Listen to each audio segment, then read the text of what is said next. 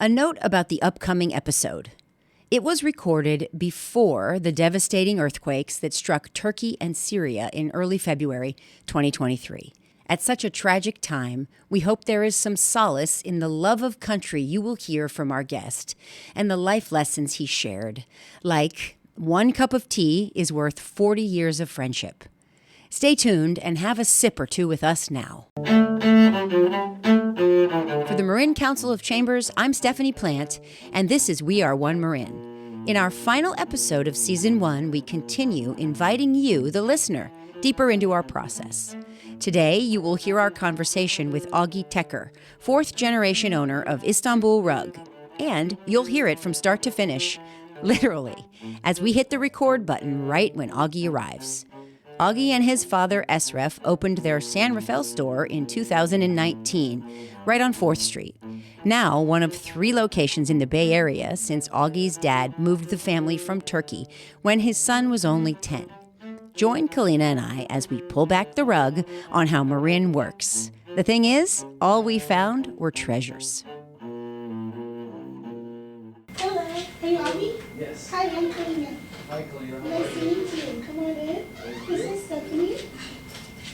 Hi, Stephanie. Pleasure to meet you too. Wow, this is a really nice office. Oh, thank you. You know, my grandfather, this was his business. If you're in the family business, it hits some strings that some people don't really understand. Yeah, that's true. That's true. You know, sometimes I We think. worked here about 15 years together. He made it to 94. Wow. Yeah. Working metal doesn't rust. Working metal What? doesn't rust. We're gonna sit right in there. Yes, we're all set up. We don't probably have, coffee as good as you might make it. No, but no we do problem. have coffee if you'd like some. Sure, I'm really nervous. I never did a podcast before. Okay. So don't So, be like- nervous.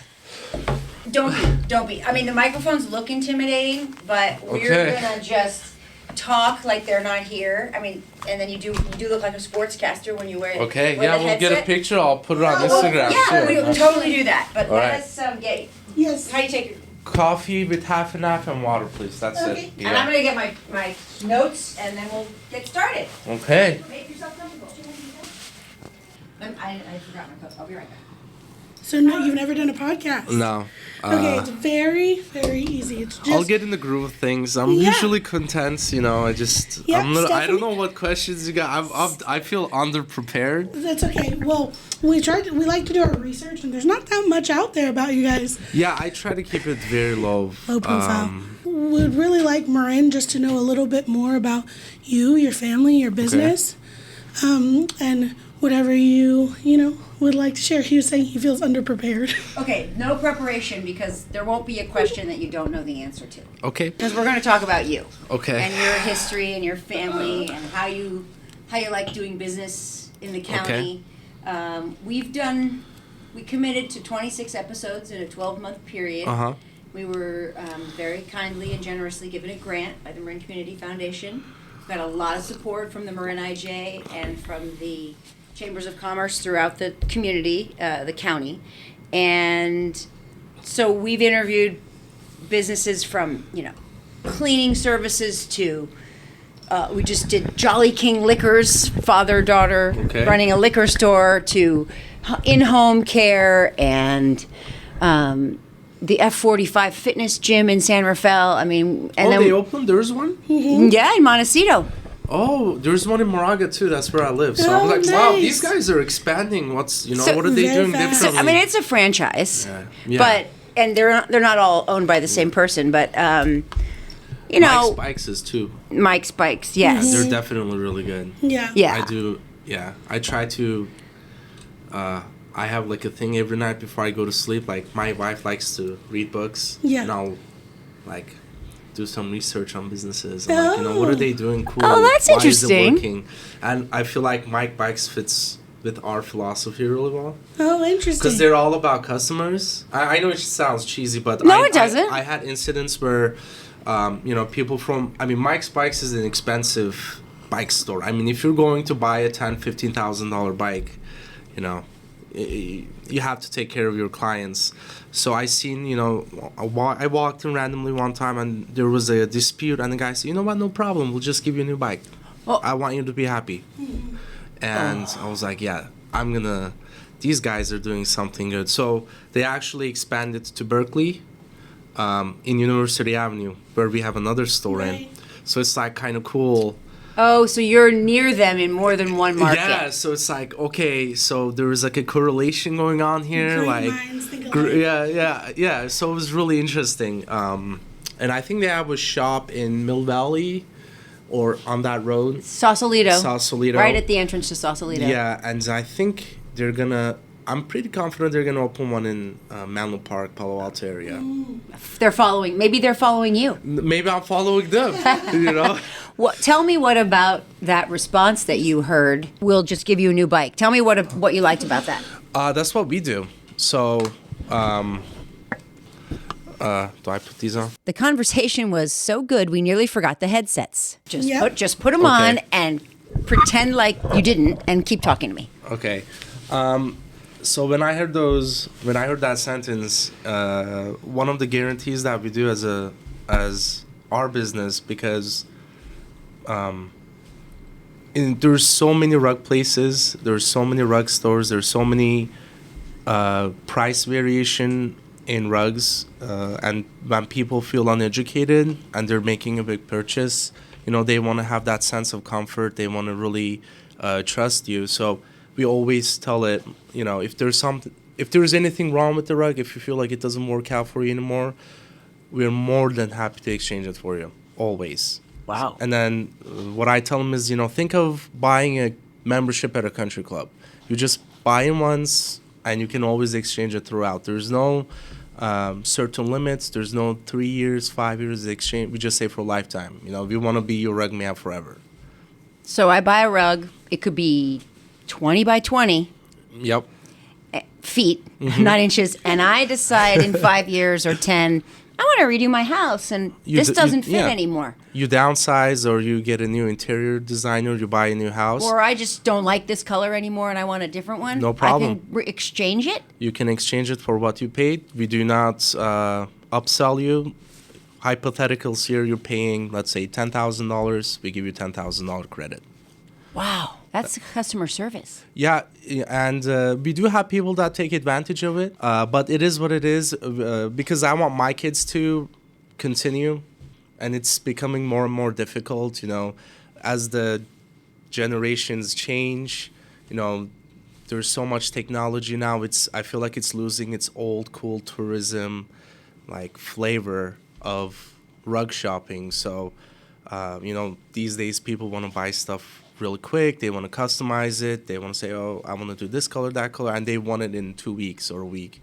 Well, this is handmade. We got to wait minimum 4 or 5 months, depending on what you like. Let's go back for a second, because I like what you said. The old school rug buying experience. Can you walk us through that a little bit? Like, try to take me there, because I haven't done that. So have you ever been to Turkey or Middle East or? Okay. No, you're going to tell me about that too. So I don't really want to get into the Orientalism, how it boomed. It went through Cairo, Egypt, and then it eventually made its way to Turkey. But in my humble opinion, I think the best time to buy rugs are when you're in Turkey. And the reason being is because you really get into the culture. So most of the people that come into the San Rafael store, they all come to us with the intent of just saying hello because of our name, Istanbul Rug. So most of the time that walk in, they have bought or purchased rugs. They had an experience. So they went to like Blue Mosque, they went to the Grand Bazaar, Hagia Sophia, some of them went to Ephesus, Cappadocia.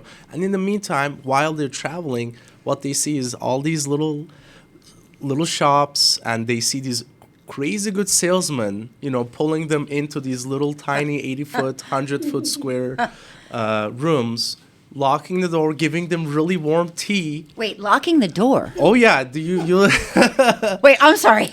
They do not want to be disturbed. So okay. It's not the intention to scare you. Some of them lock it, some of them don't. But they give you this really warm tea. So you can't leave until you finish the tea, because it's like very rude, right? That would be rude. Okay. So they give you this extremely warm tea, and you have to sit there for 40, 45 minutes trying to drink this, little tea glass.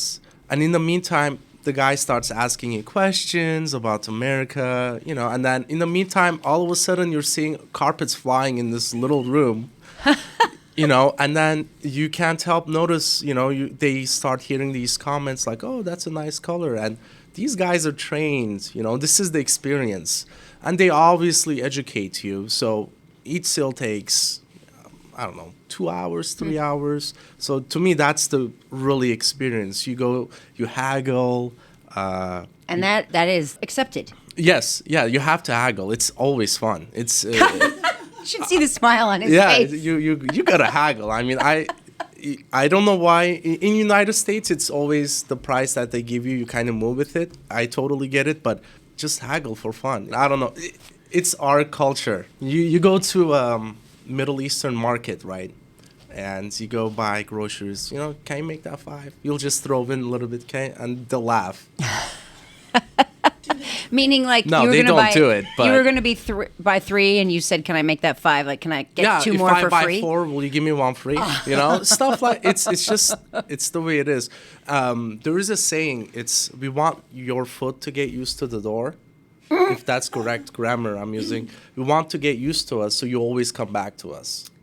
So get comfortable with our door. Exactly. Interesting. Yeah. I guess that goes back to your customer service policy too. Yeah, they always come number one. We always try to do our best to make them happy, and we're always honest. If there's something wrong with the rug, or if they think there's an issue with the rug, we always, always, always go beyond to make them happy. And tell me how the tiny little room with the hot cup of tea and lots of rugs. Tell me how that story ends. You walk out with a rug on your arm. And I've spent how much money? So depends. I mean, there's flat weave. They're called kilims or sumaks. There's wool rugs. There's silk rugs. Now, silk rugs are very expensive. But, you're going to walk out of that shop minimum, I would guess, $1,800. And will I know the person who made the rug before I leave? Yes and no. Depends on the store. So some of the tourist areas, there's actually what we call like rug villages. And these people are dedicated to producing these authentic Turkish handmade rugs. And you actually have the chance to visit them. So you go in, and that's how they educate you, right? So you can actually see how it's being made and what the difference is between the silk and the wool and the knots and the... Exactly. And there's no selling before that. They want to educate you, so you kind of understand why it is what it is, what the price is, and why it will last you generations, and why you should take good care of it. I mean, San Rafael is a great location. Marin County is a great location. I was baffled with the amount of antique carpets that comes through our store because, people say, oh, yeah, my grandmother bought this rug. And it's like 140 years old, beautiful, Turkish Cherokee silk carpet. I mean, this rug is easily $85,000, $90,000. And somebody just says, this was in my attic. Yeah, I don't like it anymore. And I say, do you know what you have? Wow. You're like that, what's that show? Antiques Roadshow. Yeah, I mean... The younger generation like myself walk in and like, oh, we don't like these rugs, but that rug can probably buy your car, you know? At least. Yeah. When we first opened the store in San Rafael, I couldn't stop buying antique rugs from people that walked in. So we actually did the opposite. That probably isn't good for the business model. Yeah, exactly, right? And is the experience the same today in Turkey? With the whole political issue, if we put that aside, it is the same. And the public in Turkey has to be a little bit more careful because I think they're also noticing, the Turkish rug stores and all these other small businesses who are tied to tourism, they understand the importance of teaching the younger folks, right? So as younger and younger people are traveling, we have technology, so they have to be more honest. They have to be extremely careful, and they have to be able to compete with the online store. So I think it's the same, but times are changing, obviously. And, I mean, the experience of making the rugs and selling them in Turkey isn't, I mean, you're not suggesting that it isn't an authentic experience, right? No. So it's extremely fun and authentic, if I'm understanding right. It's I can't really describe it to you. You just have to live there to see it. You have to see it, or whatever that saying is, See it to believe it. See it to believe it. Imagine you have 50 people on a tour bus and they go into this rug store. Okay. Yeah. And this guy all of a sudden is serving tea, wine, and he's just start explaining you these beautiful rugs. And he's telling you why these are authentic, these are, Turkish. He's going into the designs. I mean, I can be here all day talking about it, but he really wows you with his knowledge, and these are beautiful rugs. And then that's like a 10, 15 minutes of brief explanation, and then all of a sudden the doors open, you have 20, 30 guys walk in, and they're assisting each individual. By end of the tour, everyone's like a rug expert. It leaves a good memory. That's why people... Sure. That's why they want to visit you here. They're like, oh, I loved Turkish tea. I shouldn't have never had my first glass because I ended up buying 3 rugs.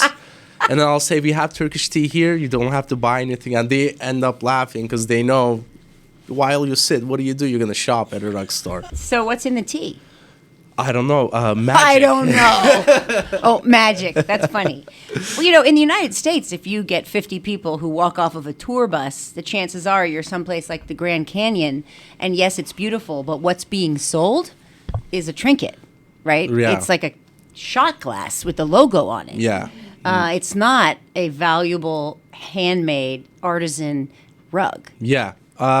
It's a different industry for sure. It's Middle Eastern thing. The Turkish economy thrives on tourism. I mean, it's the center of the world, we say. And textiles are a big part of that. Jewelry and textiles and food are a big part of it. So if you go to Turkey as a tourist, you're probably going to end up buying, worst case scenario, a rug. Probably one that you can carry, I guess. Exactly. Or they will make you sign the back of the rug and they'll ship it to you. Sign the back of the rug. So That's you know that cool. it's your, Mr. Michael says, hey, I just bought this rug. How do I know that you don't switch it? Oh. And so they'll give you a Sharpie. They say, sign the back. Huh. Okay, so I know there are many generations of rug selling, I guess, in your family. Yeah. How did that begin? It's just been passed down. So there's a lot of stories about my great-grandfather being a rugsman. I know for a fact that my grandfather and my dad started in Gaziantep. So this is it's close to the Syrian border. It's southeast of Turkey. And they actually would go from village to village in a truck showing rugs, mostly kilims, flat weaves. And eventually they moved to Adana, which is on the... I even have a map. There you go. So this isn't a very detailed map, but... Yeah. So it's here, around here. Uh-huh. Okay. So my dad started going to Adana, west, okay?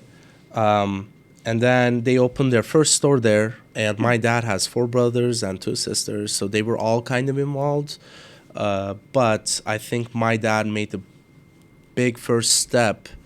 When he was 15, he actually went to Istanbul, and he believed that learning multiple languages were very important.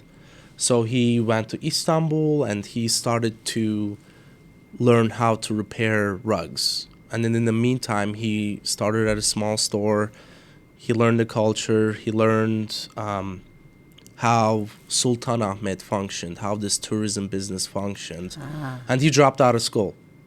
And he started buying his own pieces here and there. And then he eventually opened a store, invited his brothers. And then he made his big move to America. Lafayette was our first store on Moraga Road. I'll never forget that. And I was 10 years old. And the first year, we traveled United States visiting his clients that he made friends with in Turkey, Istanbul. And we opened our Lafayette store, and here we are. And how, your parents decided to come to the U.S. Do you know why? I still think about this today. They were like, oh, because we want you guys to go to good school, get good jobs. And what happened was that I graduated from St. Mary's College in finance and economics, and I worked at a finance firm for 3.5 years. And one day my dad just randomly called me. He's like, hey, I want you to come work for me now. So you have to drop everything. And he opened the San Rafael store. Well, he actually said, I need you to come look at something. And he said, just come once a week. And I started coming once a week, and we started the remodeling. He let me design it a little bit. He said, what should we, he's very good That's how salesman. they reel you in, right? Exactly. If why don't you redecorate the place? Yeah, he's like, I got to do that too. Yeah. Here. All of a sudden, everyone's calling me, what color should we do the floors? And I'm in like San Jose picking up marble, picking up furniture. And What, there aren't rugs on the floor? Well, we have... Sorry. I guess you have to have something to put the rugs on. Yeah, exactly. So you need to have nice looking wood for the rug to really show itself. Okay, that's fair. So all of a sudden, 2 days became 3 days. And then we did like a opening finally. And I found myself coming like 7 days a week. And then I just had a lot of fun.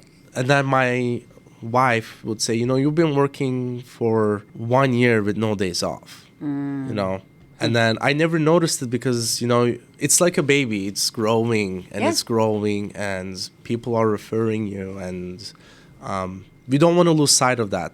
Anyone can access me really easily because I don't want to be that, owner who's really hard to reach. If I helped you, even if it's for rug servicing, I will be personally there for you because, you're important. And one day maybe my kids will sell you rugs. Who knows? You have a lot of interesting expressions. One of them you said earlier when you first walked in, something about working metal. Doesn't rust? Yeah, working metal. It's a Turkish proverb. I get it from my dad for sure. My dad is a big-time workaholic. It's one of his favorite sayings. How do you say it in Turkish? Okay, I have to translate it. Well, I can't, so I'm hoping you can. You say, çalışan demir paslanmaz. Sounds very nice in Turkish. So working metal doesn't rust. Now tell me what you mean. So think about a railing, right? It just sits there, rain hits on it, sun hits on it. It just sits there, and what happens? It starts to get rusty. Paint starts coming off of it. And I guess when you're working constantly, you're oiled up, So you're always working. If you work every day for a year with no vacation, your business will be successful. Yeah, but your personal life we'll take a dive. Your dad probably has an expression for that. Yeah, so my wife knows this. Like I told her, please let me just work. Like let me just work first couple of years. And it was a big test for me too because my father is a guy who's traditional Turkish dude. It took a while for him to really let the reins go, if that makes sense. Yes. Really fully trust me. My dad is very well known in Turkey. I mean, if you know rugs, handmade carpets, you know my father. And I always felt like there was a shoe that I couldn't fill, because anytime we go together, they'll treat my dad like, oh, Esref, how are you doing? They'll go in. And so I always had that pressure in the back of my mind, because, and I'm also very competitive. So it was like a chip on my shoulder. And so eventually, as I grew the business and I got more people started to notice me, and it just kind of grew. And, they'll call one of the stores, by chance, by accident, my dad's there. They're like, oh, is Oğuzhan there or is Ogi there? Oh. And my dad be like, oh, yeah, let me give you his number. And then this happened more and more and more. So it was really cool to see how much my dad appreciate me and see me as like a man. That was cool moments. I feel like I earned the respect of my dad and his buddies. And then the customer base customer base, exactly. That's great. Now I can call him. I'm like, hey, I'm going to do this. What do you think? He said, yeah, I don't care. Do whatever you want to do. I know it's going to be fine. But you have to earn that you trust have to and earn position. Exactly. My dad still works every day. My dad goes to the Berkeley store every day. The only 2 days he'll take off is probably Christmas and Thanksgiving. Wow. Even those days he still goes. Just half a day. He'll look at the paperwork or something. Well, I mean, he's only 56. You don't really need to be pushing him into retirement. I mean, some of us are 50-something at the table, too. No, it's... one of us. Well, yeah. What people don't realize is we love it. I can see that. it sounds cheesy, but my dad loves his rugs. I think people can sense it. I really do. I think I'm sure you're right. Like, we don't have retirement accounts. I tell this to everybody. You know, we buy rugs. We do not, we produce them, we buy them. Every rug is our retirement check. That's what we say. So everything we own is rugs. Do you have rugs? I mean, like, do your parents have them in their home? Or Yeah. are they all in the store? Oh, we have them you got to enjoy them. That's nice. Yeah, so my wife particularly made me get rid of like 20 for sure. I'm not saying I have a big house. I literally hung them on the walls. Well, I mean, they're art. Yeah, so she was like, I don't know if I can do this. Let's like, so now we have, on the floor, and Rachel really likes them too now. I'm trying to get her to be involved a little bit more, but we'll see. You met her in the United States? Yeah, I met her in the United States. Yeah. Have you taken her to Turkey? Oh, yeah, we go all the time. Yeah, we went 3 times together. And when we go, it's usually during the summer times. So we stay about 2-3 months. And hopefully I take my sons every summer because I want him to be trained, Yeah. Understand where we come from and just slowly train him. Well, so is that the secret? I can see there's like the tiniest bit of deception in the. If I can trick him into it. Yeah. Is that? I mean, your generational longevity is rather impressive. I mean, what's the magic? Is it the tea? No, you know what it is? I think it's you can see the passion. Like, Turkey is a lot more difficult country to live in. You don't have the same economic chances, I guess. Yeah, and freedoms. Probably. And freedoms. So it's a lot more difficult. Here you can just open an LLC and start something. My dad always worked. And I just admired that about him. And he would, people here constantly say, what's your exit strategy? They'll throw the term. What are you going to do with the business? Are you going to sell it? My dad would say, no, Ogi is going to take care of it. And I was nowhere involved in it. I mean, I knew the rugs. I can do a little bit of repair myself. And then it's like faith, I guess. It's like the family curse. It sounds like maybe it's a blessing. It is. So we'll see. Would I love one of my kids to do it or both of them to do it? Yes. But would I... Depends. I don't know. If they tell me, I want to be a lawyer, I can't push back, obviously. But we'll see at that time. Maybe I'll push them both into the business because it's like a family treasure we have that we pride ourselves on. Yeah. I had a dilemma like when I first started. It was like, people would ask me, hey, what do you do? And I would say, I sell rugs. And people would think, drugs or rugs? I say, I sell rugs. And it was weird at first because it didn't sound professional. I was in this thing like in my mind, like I felt like I wasn't being prideful, if that's the word, And then flip the switch. I just say, you know what? I love our business. I can see that you have a lot of pride in what you do, and obviously there's a lot of history and 3,000 years of history. History and craftsmanship. Exactly. Yeah, and it's dying. Man, that's unfortunate. Yeah. So what can you do about that? Buy rugs, because once it's dead, it's dead. So the rug making is migrating to India. And as you know, India is becoming larger than China in population-wise. I think I read some statistic. And a lot of the rug making is going to India. And it's good and bad because the quality control, it's very loose. And in Turkey, there's a little more control. Yeah, and it's a lot more expensive because, the salaries goes. I mean, think about it this way. If I try to have a rug made in the United States and I'll have 2 people working on the rug for 2 years, right? How much would I need to sell the rug for?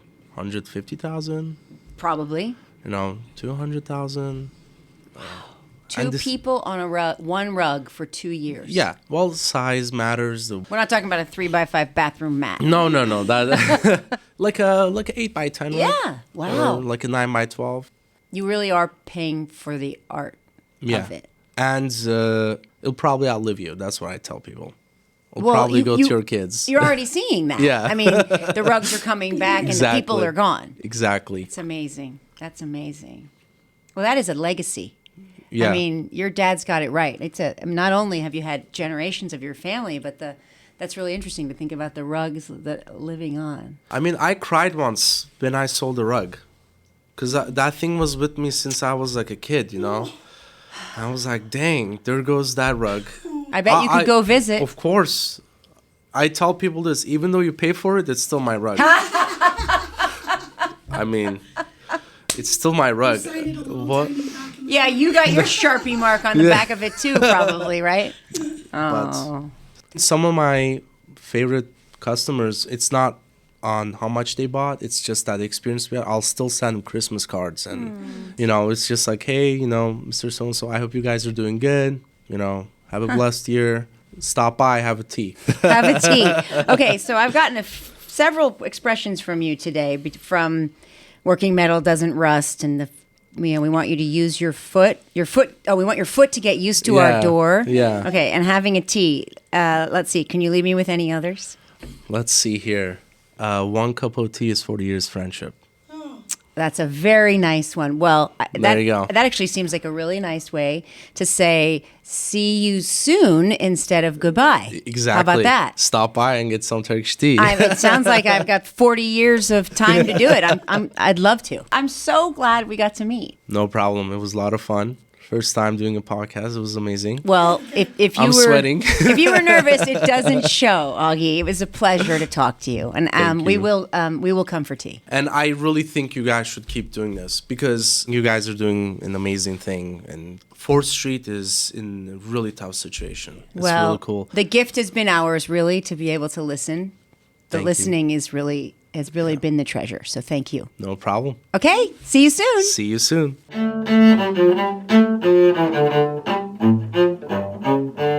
Istanbul Rug is in the west end of downtown San Rafael. Go to their website at istanbulrug.com or call them at 628-253-5454. I can't believe I'm saying this, but that's a wrap on Season 1. As we said to Ogi, the joy for Kalina and I has been in the listening.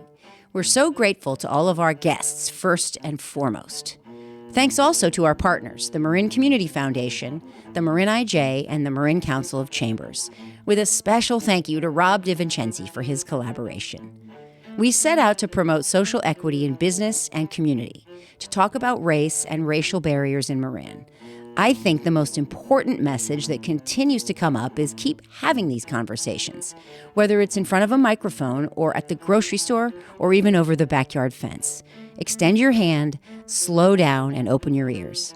The stories and the life experiences of our neighbors are vast and glorious. There are 26 examples of the good that can come out of a conversation in this season alone. From Frank Gomez and the colors in his crayon box to Samantha Ramirez and her mission to help Marin youth show up more authentically. We have some postscripts for you as well. I'm saddened to report Milton Gooden suffered a stroke late last year, but Jeremy tells us he's getting stronger every day.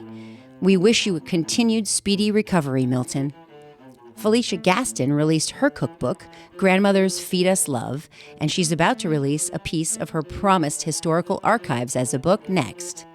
Caribbean Spices, Miracle Mile Cafe, and Salt and Pepper restaurants are all still serving delicious meals every day. What we are building is community, and it's one that goes beyond the business community. It's about sharing our stories and experience. Thank you again for listening with us.